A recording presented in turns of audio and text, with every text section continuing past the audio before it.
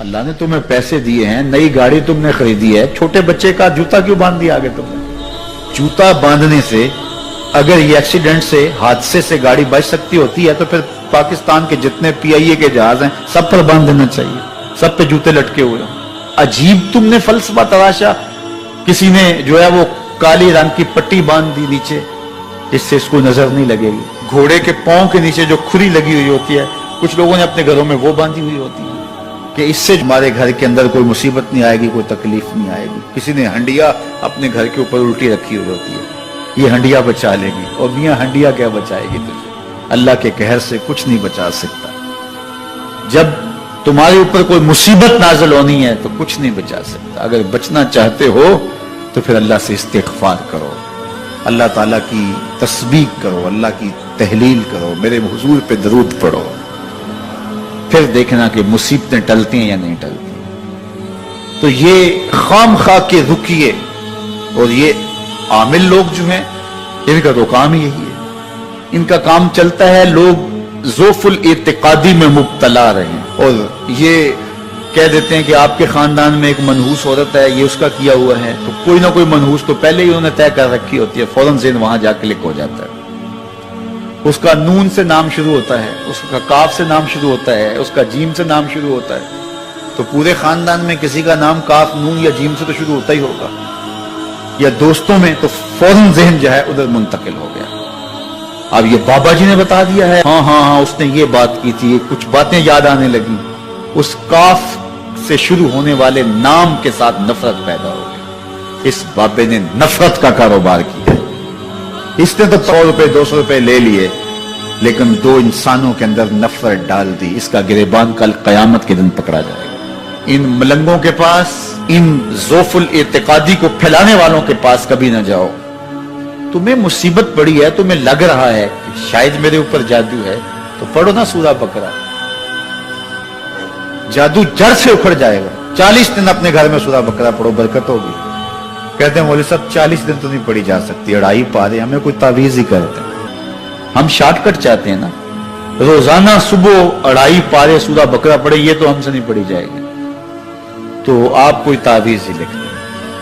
کاروبار میں برکت نہیں, میں کہتا ہوں پڑھو نا سورہ واقعہ, 3 رکوع ہیں, برکت ہوگی. ہم کہتے ہیں ہمیں تعویذ ملنا چاہیے, بس وہ ہم گلے میں رکھ دیں, بٹوے میں رکھ لیں, پرس میں رکھ لیں, اور ہمارا کام ہو جائے, ہمیں کچھ بھی نہ پڑھنا پڑے, ہمیں وضو تک نہ کرنا پڑے, نماز نہ پڑھنی پڑے, اور برکت ہو جائے. ایسے برکت تو نہیں آتی. اس لیے چھوڑو ان کی جان, آؤ قرآن مجید پہ آؤ, آؤ سجدوں پہ آؤ, آؤ دعاؤں پہ آؤ.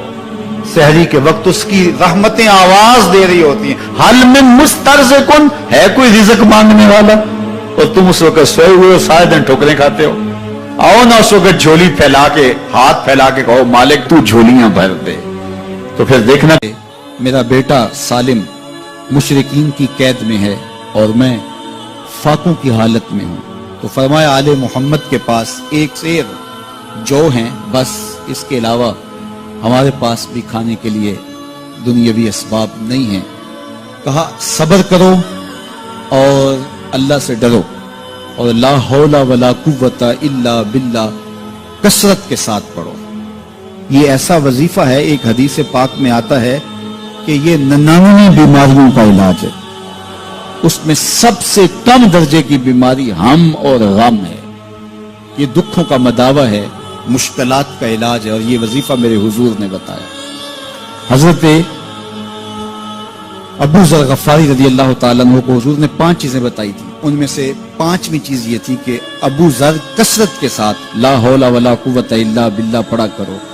فرمایا عرش الہی کے نیچے ایک خاص خزانہ ہے, یہ وظیفہ وہاں سے آیا ہے. یہ زندگی میں معمول بنا لو, جب پھنس جاؤ, مشکلات میں آ جاؤ, تو لا حول ولا قوت الا باللہ پڑھو, اللہ راستے کھولے گا. تو حضور نے 3 چیزیں فرمائی, اللہ سے ڈرو, صبر کرو, اور کثرت کے ساتھ لا حول ولا قوت الا باللہ پڑھو. وہ فرماتے ہیں کہ میں یہ عمل شروع کیا, ابھی گھر میں بیٹھا ہی تھا کہ دروازے پہ دستک ہوئی, تو میں اٹھا کہ دروازہ کھولوں دیکھوں کہ کون ہے. تو دروازہ کھولا, دیکھا میرا بیٹا کھڑا ہے اور اس کے پیچھے 100 اونٹ کھڑے ہیں. تو میں نے کہا کہ تم اور یہ اونٹ؟ کہا مجھے موقع لگ گیا, میں ان کی قید سے بھاگ آیا. وَيَرْزُقْهُ مِنْ حَيْثُ لَا يَحْتَسِبُ، وہ تمہیں وہاں سے رزق دے گا جہاں سے تمہیں گمان بھی نہیں۔ اس کے ہو کے تو دیکھو، اللہ اکبر، اللہ کے ہو جاؤ تو پھر وہ تمہاری ضرورتوں کا کفیل ہو جائے۔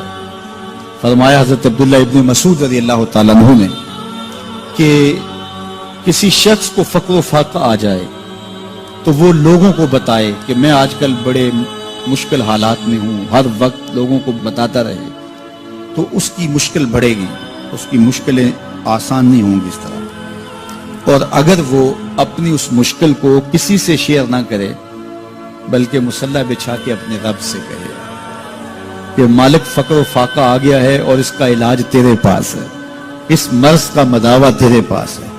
حضرت عبداللہ ابن مسعود فرماتے ہیں کہ رسول کریم نے فرمایا جلد یا بدیر اللہ اس کو مالا مال فرما دے۔